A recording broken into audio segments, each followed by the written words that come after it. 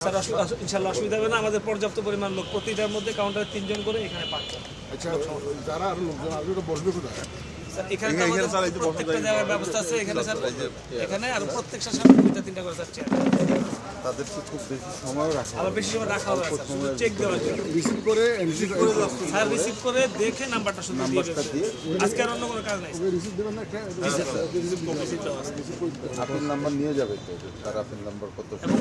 ওখান থেকে স্যার যাচাই করার পরে চলে আসবো স্যার। 2 মিনিট এখানে লাগবে, 2 মিনিট, কারণ যাচাইটা হয়ে যাবে কাউন্টারে স্যার। এখানে গ্যাচার হবে না স্যার। যারা আসবে তাদের যাতে কোনো কষ্ট না হয় ইনশাআল্লাহ স্যার, সমস্যা নেই। পাবলিক যখন আসবে, যারা ক্যান্ডিডেট যদি আসে তারা সম্মানিত করবে, স্যার স্যার সাথে লয়ার আসবে এরা সম্মানিত করবে।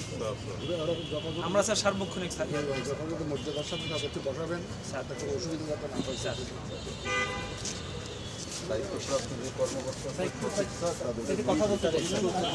Please allow us some time, তাই না? আমরা we are try our best. দেখতেছেন তো আপনারা।